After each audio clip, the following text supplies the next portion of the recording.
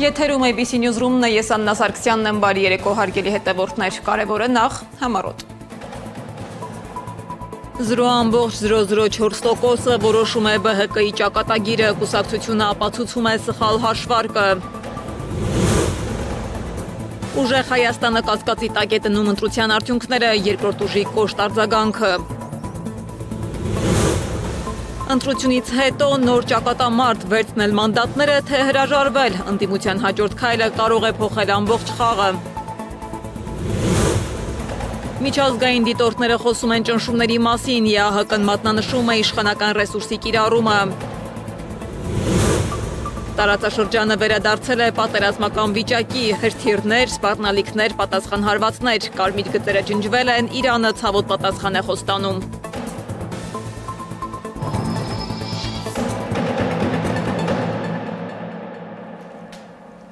Հայաստանն ունի նոր խորհրդարանի նախնական կազմը, կենտրոնական ընտրական հանձնաժողովն ամփոփել է ազգային ժողովի ընտրության նախնական արդյունքները, որոնց համաձայն խորհրդարան են անցնում 3 քաղաքական ուժ՝ քաղաքացիական պայմանագիրը, ուժեղ Հայաստանը եւ Հայաստան դաշինքը։ ԿԸՀ հրապարակած տվյալներով քաղաքացիական պայմանագիրը ստացել է 727,827 ձայն կամ քվեների 49,825%-ը։ Ուժեղ Հայաստանը ստացել է 340,088 ձայն կամ քվեարկողների 23,281%-ը եւ դարձել խորհրդարանի երկրորդ ուժը։ Հայաստան դաշինքը ստացել է 145,113 ձայն կամ քվեարկողների 9,934%-ի քվեն։ Խորհրդարանից դուրս մնալու վտանգի առաջ է Բարգավաճ Հայաստան կուսակցությունը նախնական տվյալներով քաղաքական ուժը ստացել է 58,378 ձայն կամ 3,996%։ Սա ընդամենը 0.004%-ով պակաս է կուսակցությունների համար սահմանված 4%-ի անցողիկ շեմից։ Կոնկրետ Բարգավաճ Հայաստան կուսակցությունը, երբ որ մեր համակարգը ուղղակի կլորացրել էր, ինքը ցույց էր տալիս 100 թվականով կլորացրած ու նաև այդ համակարգում այդ թվերը որ հրապարակվել են, այդ համակարգը ինքը այդտեղ չի ներմուծում էլեկտրոնային քվեարկության արդյունքները։ Էլեկտրոնային քվեարկության 410 քվեարկող ենք ունեցել էլեկտրոնային կարգով, դա մեր դիվանագետներն են արտերկրում, նաև Պաշտպանության նախարարության կողմից գործուղված զինվորականներն։ Կուսակցության նախընտրական շտաբը հայտնել է, որ պատրաստվում է դիմել վերահաշվարկի։ ԲՀԿ խոսնակի Վետատոնոյանի խոսքով կուսակցությունը պատրաստվում է օգտագործել իրավական բոլոր հնարավոր գործիքները եւ հետամուտ լինել արձանագրված ընտրախախտումների բացահայտմանը։ Վերջնականացվում են այն ընտրատեղամասերը, որոնցում պահանջվելու է վերահաշվարկ, նաև քննարկվում են առանձին որոշումներ եւ գործողություններ, բողոքարկելու հիմքերը, հաշվի առնելով ընտրախախտումների այն հսկայական ծավալը, որին ականատես են եղել ամբողջ ընտրական գործընթացում։ Իդեպ Տոնոյանը կենտրոնական ընտրական հանձնաժողովի կայքում տվյալների անհամապատասխանություններ է հրապարակել։ Ըստ ապացույցների 27 ընտրատեղամասում հանձնաժողովի արձանագրության համաձայն Բարգավաճ Հայաստան կուսակցությունը ստացել է 77 ձայն, մինչդեռ ԿԸՀ կայքում նշված է 1 ձայն։ 12-ի 20 ընտրատեղամասում արձանագրության համաձայն ԲՀԿ-ի օգտին քվեարկել է 26 ընտրող, իսկ ԿԸՀ կայքում նշված է 1 ձայն։ 27-ի 26 ընտրատեղամասում արձանագրության համաձայն ԲՀԿ-ն ստացել է 19 ձայն, ԿԸՀ կայքում 3 ձայն է։ 37-ի 53 ընտրատեղամասում արձանագրության համաձայն ԲՀԿ-ն ստացել է 7 ձայն, իսկ ԿԸՀ կայքում 4 ձայն է։ Այդուամենայնիվ, նախնական արդյունքներով Նիկոլ Փաշինյանը պահպանում է իշխանությունը, բայց չի ստանում այն մեծամասնությունը, որը թույլ կտար միանձնյա փոխել սահմանադրությունը։ Իսկ ընդդիմության համար գլխավոր հարցն արդեն ոչ թե ընտրության արդյունքն է, այլ մասնակցել նոր խորհրդարանին, թե հրաժարվել մանդատներից եւ պայքարը տեղափոխել խորհրդարանից դուրս։ Ինչ սցենարով կարող է ընդդիմությունը փոխել խաղի կանոնները, Անի Աբաղյանն է ուսումնասիրել։ Կենտրոնական ընտրական հանձնաժողովը հրապարակել է ընտրությունների նախնական արդյունքները, ըստ որոնց արդեն ձևավորվում է նոր խորհրդարանի քաղաքական պատկերը, թեև դեռ հնարավոր են վերահաշվարկներ եւ տեխնիկական շտկումներ։ Նախնական տվյալներով քաղաքացիական պայմանագիրը ունի 64 մանդատ, ուժեղ Հայաստանը 29, Հայաստան դաշինքը 12 մանդատ։ Ինչ հնարավորություն է ստանում քաղաքացիական պայմանագիրը 64 մանդատով։ Հայաստանում 64 մանդատ ունեցող քաղաքական ուժը համարվում է միանձնյա մեծամասնություն, այսինքն քաղաքացիական պայմանագիրը կարող է ինքնուրույն ձևավորել կառավարություն, ընտրել վարչապետ եւ հաստատել կառավարության կազմը։ Նաև այդ ուժը վերահսկում է օրենսդրական գործընթացը, կարող է ընդունել օրենքները եւ ձևավորել խորհրդարանական օրակարգը, բայց կա մեկ կարևոր սահմանափակում։ Սահմանադրություն փոխելու համար անհրաժեշտ է 2/3 մեծամասնություն, մոտ 70 մանդատ, ինչը նշանակում է, որ այդ հարցում ՔՊ-ն չի կարող կատարել այն, ինչ վերջին տարիներին անդադար հայտարարում է։ Բայց պատկերը կարող է փոխվել, եթե ԲՀԿ-ի վերահաշվարկից հետո կուսակցությունը հաղթահարի անցողիկ շեմը։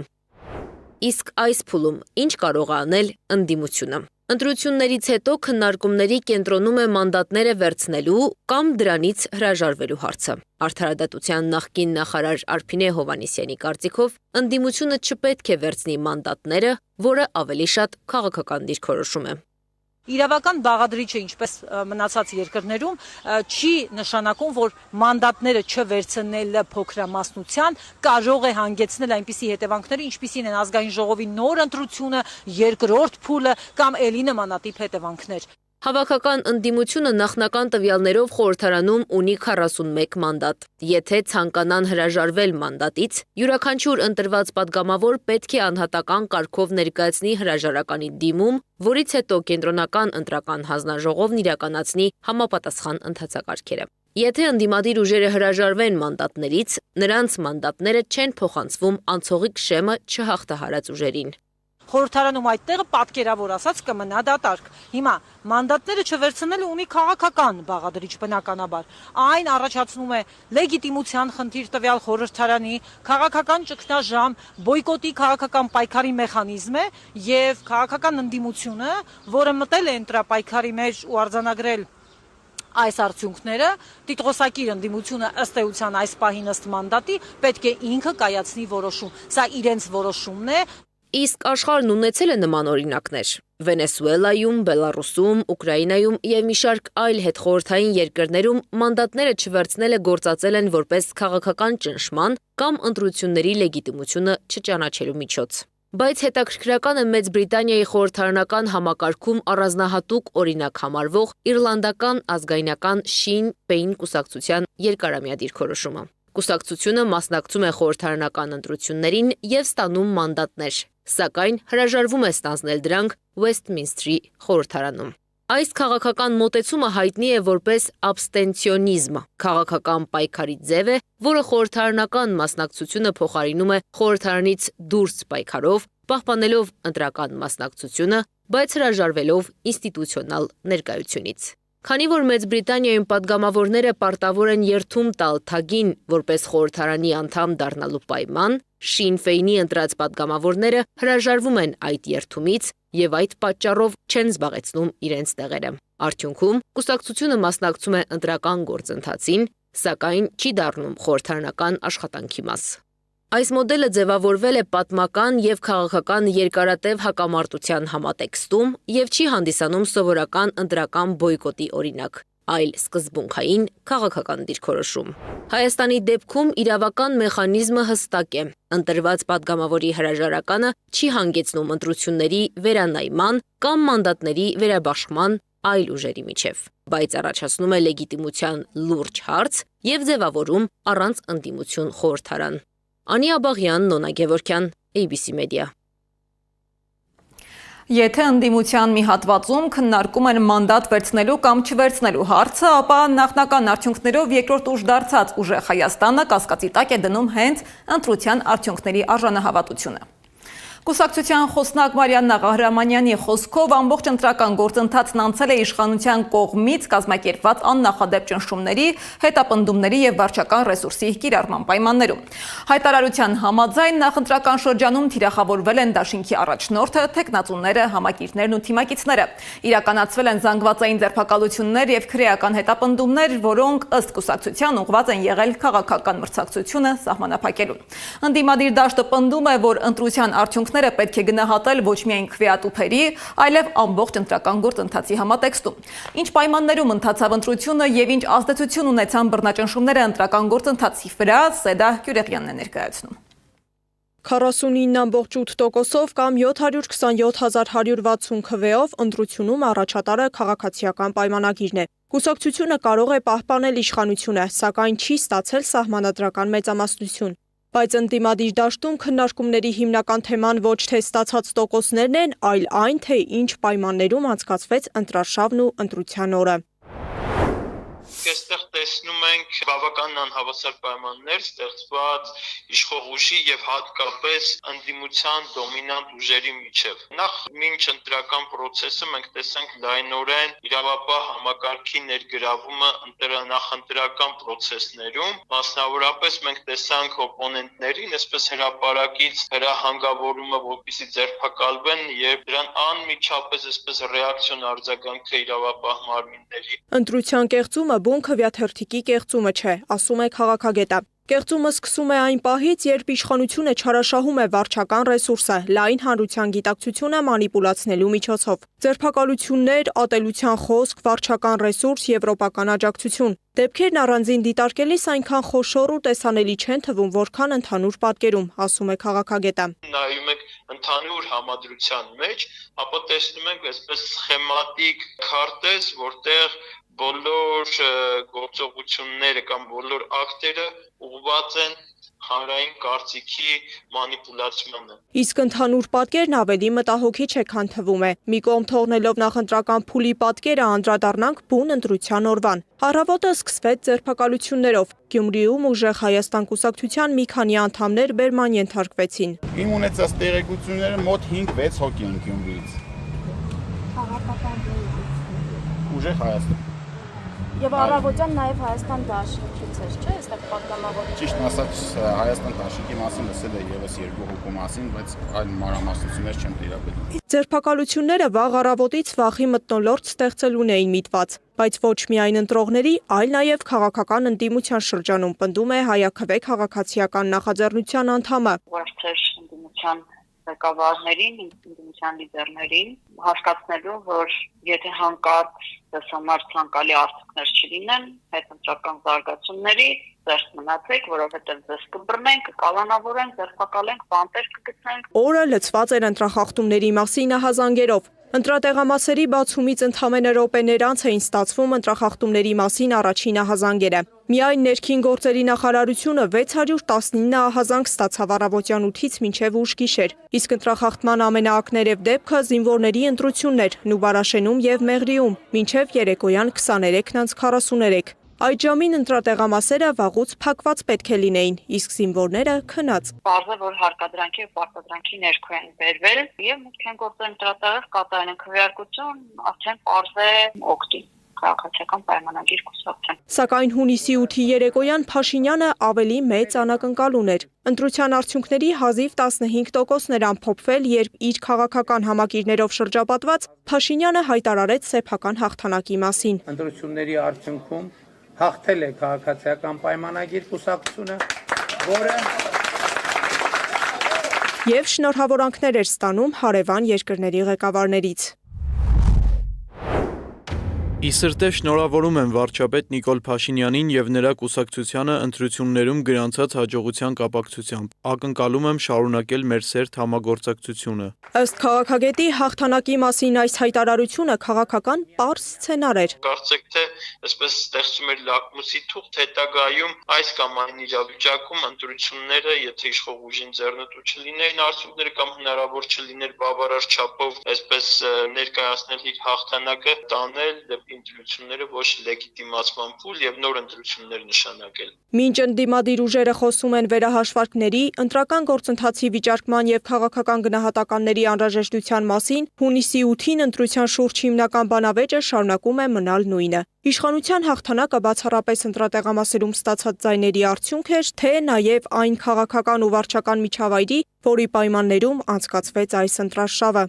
Սեդակ Յուրեղյան, Աշոտ Բարբարյան, ABC Media։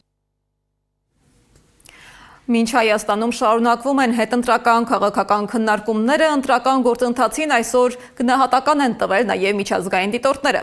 Եվ նրանց արձանագրումները վերաբերում են ոչ միայն քվեարկության օրվան, այլ ամբողջ նախընտրական միջավայրին։ Հայաստանում ընտրական գործընթացի վրա ազդեցություն են ունեցել արտաքին ճնշումները, բևեռացված քաղաքական միջավայրը եւ ընդդիմության նկատմամբ իրականացված հետապնդումները։ Հայտարարել են ԵԽԽՎ-ի եւ ԵԱՀԿ-ի միջազգային դիտորդական առաքելության ներկայացուցիչները։ Նախընտրական արշավն ուղեկցվել է առճակատումներով, սադրիչ հռետորաբանությամբ, ընտրախախտումների վերաբերյալ փոխադարձ մեղադրանքներով, ինչի հետևանքով ընդդիմադիր մի շարք ուժեր սահմանափակել են իրենց մասնակցությունը քարոզարշավին։ Պետական ապարատի, կառույցների ներկայացուցիչների վրա ճնշումները, մասնակցելու իշխող կուսակցության կազմակերպած միջոցառումներին, նաև այն բոլոր սոցիալական, տնտեսական միջոցառումները, որ ձեռնարկվել էին, մեծ մտահոգություններ են առաջացնում նախընտրական քարոզարշավի ընթացքում հնարավորությունների, ազատությունների վերաբերյալ։ Հայաստանի ընտրությանն անդրադարձել է նաև Ռուսաստանի արտաքին գործերի նախարարության պաշտոնական ներկայացուցիչ Մարիա Զախարովան։ Հայտարարել է, որ ընտրությունն անցկացվել է ընդդիմության նկատմամբ ճնշումների եւ արևմուտքի, մասնավորապես Եվրամիության ազդեցության պայմաններում։ Հանրապետության կենտրոնական ընտրական հանձնաժողովի կողմից հրապարակված նախնական արդյունքները վկայում են այն մասին, որ իր հաղթանակի մասին հայտարարած քաղաքացիական պայմանագիր կուսակցությունն իշխանության մենաշնորհ չի ստացել։ Ավելին, նախորդ ընտրական ցիկլի համեմատ նրա աջակցությունը նկատելիորեն նվազել է։ Ամբողջ ընտրարշավը եւ քվեարկության գործընթացն անցել են Հայաստանի իշխանության կողմից ընդդիմադիր կուսակցությունների եւ շարժումների, նրանց ակտիվիստների եւ համախոհների նկատմամբ կոշտ բռնաճնշումների պայմաններում։ Հետապնդումների հոսքի տակ է հայտնվել նաև երկրում ավանդաբար խորապես հարգված հայ առաքելական եկեղեցին։ Այս ամենը Երևանի կողմից ազատ ընտրություններ անցկացնելու եւ ժողովրդավարական սկզբունքների կոպտագույն խախտում է։ Հայաստանի ընտրությանը եւ նախընտրական զարգացումներին արձագանքել են նաեւ հարևան Վրաստանից։ Թեպետ Վրաստանի վարչապետ Իրակլի Կոբախիձեն Փաշինյանին շնորհավորել էր նախքան ընտրության արդյունքների հրապարակումը, Վրաստանի խորհրդարանի նախագահ Շալվա Պապուաշվիլին կշտամբել է Եվրամիությանը Հայաստանում ընդդիմադիր գործիչների ձերբակալությունների վերաբերյալ լռության համար։ Պաշտոնյան հիշեցրել է ուժեղ Հայաստան դաշինքի հայտարարությունները, ըստ որոնց ընտրությունից առաջ իրենց տասնյակ ներկայացուցիչներ կալանավորվել են, իսկ հարյուրավոր քաղաքացիներ ձերբակալվել։